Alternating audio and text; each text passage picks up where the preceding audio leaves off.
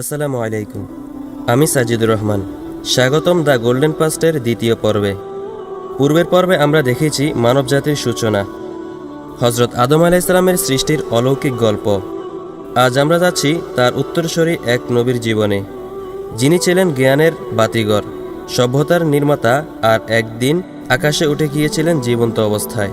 আজকের পর্ব হজরত ইদ্রিস আলাইহিসসালাম, জ্ঞানের নবী, আসমানের যাত্রী। আদম আলাইহিসসালামের মৃত্যুর প্রায় ৩৫০ বছর পর তার বংশধরদের মধ্যে জন্ম নেন এক জ্ঞানী, গভীর চিন্তাশীল মানুষ, ইদ্রিস আলাইহিসসালাম। তিনি ছিলেন আদম আলাইহিসসালামের সপ্তম প্রজন্ম। তার পিতা ইয়ারিদ আর দাদা মাহলাইল।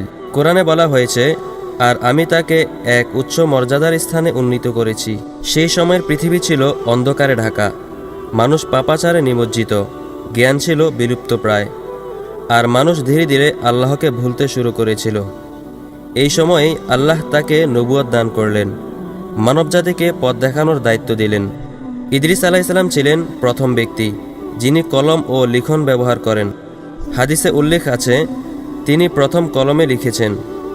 তার হাতেই মানবজাতি শিখে নেয় লিখিত জ্ঞানের শক্তি, কাগজে বন্দি চিন্তার জন্ম। তিনি প্রথম মানুষ যিনি সেলাই শিখিয়েছিলেন, আর তার আগে মানুষ পশুর চামড়া জড়িয়ে থাকত।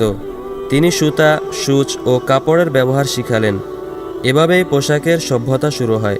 তিনি মানুষকে শিক্ষা দিলেন অক্ষর, সংখ্যা ও সময় পরিমাপের পদ্ধতি।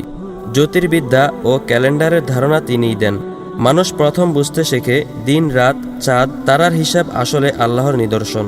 ইদ্রিস আলাইহিসসালামের দাওয়াত ছিল যুক্তি, প্রজ্ঞা ও ভালোবাসায় ভরা।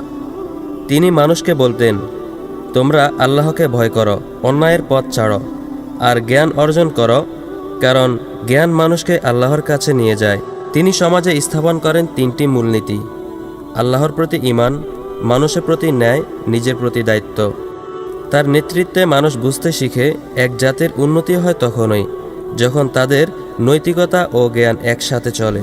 ইদ্রিস আলাইহিসসালাম ছিলেন একনিষ্ঠ ইবাদতকারী। তিনি বলতেন, মানুষ তখনই সম্মানিত হয় যখন সে নিজের অজ্ঞতা স্বীকার করে জ্ঞান অন্বেষণ করে। আল্লাহ তাকে এত ভালোবাসতেন যে ফেরেশতারা পর্যন্ত তাকে প্রশংসা করত। তার ধৈর্য, নীরবতা ও বিনয় ছিল এক জীবন্ত দৃষ্টান্ত। একদিন ইদ্রিস আলাইহিসসালাম আল্লাহর এক ফেরেশতার সঙ্গে কথা বললেন। তিনি বললেন, আমি চাই মৃত্যুর স্বাদ অনুভব করতে আর আল্লাহর নিকট আরও ঘনিষ্ঠ হতে। ফেরেশতা তাকে নিয়ে গেল আকাশে, স্তর পেরিয়ে স্তর। রাসূল সাল্লাল্লাহু আলাইহি সাল্লাম বললেন, আমি মিরাজের রাতে চতুর্থ আসমানে ইদ্রিস আলাইহিসসালামের সঙ্গে সাক্ষাৎ করি।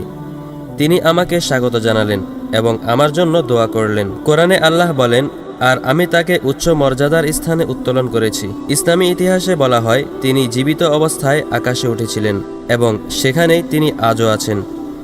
যেমন আল্লাহর ইচ্ছায় ঈসা আলাইহিসসালাম আসমানে রয়েছেন। হজরত ইদ্রিস আলাইহিসসালামের শিক্ষায় পরবর্তীতে মানুষ সভ্যতার ভিত্তি গড়ে দেয়। তিনি প্রথম শেখালেন জ্ঞান, ন্যায়, আখলাক। এই তিনের ভারসাম্যেই সৃষ্টি টিকে থাকে। তার যুগে মানুষ একে অপরকে সাহায্য করত, বিজ্ঞান ও ধর্ম পাশাপাশি চলত। তার শেখানো মৌলিক বিষয়গুলো আজও প্রযোজ্য। জ্ঞান অর্জন করো, ন্যায় বিচার করো, আল্লাহকে ভয় করো। তার জীবন প্রমাণ করে ধর্ম ও বিজ্ঞান একে অপরের শত্রু নয়, বরং একসাথে মানবতার পূর্ণতা আনে। হজরত ইদ্রিস আলাইহিসসালামের জীবন এক অনুপ্রেরণা। যে মানুষ জ্ঞান, ধৈর্য আর আল্লাহ ভীতি একত্রে ধারণ করে, আল্লাহ তাকেই উঁচুতে তুলে নেন। তিনি শুধু নবী নন, তিনি ছিলেন সভ্যতার প্রথম শিক্ষক, মানবজ্ঞানের প্রথম স্থপতি, আর আকাশে ওঠা প্রথম মানুষ। এই ছিল আজকের পর্ব, হজরত ইদ্রিস আলাইহিসসালাম, জ্ঞানের নবী, আসমানের যাত্রী। পরবর্তী পর্বে আমরা জানব হজরত নূহ আলাইহিসসালাম ও তার মহাপ্লাবনের বিস্ময়কর ইতিহাস। চ্যানেলটি সাবস্ক্রাইব করো আর থাকো দ্য গোল্ডেন পাস্টের সঙ্গে, যেখানে আমরা ফিরি অতীতের সোনালী ইতিহাসে।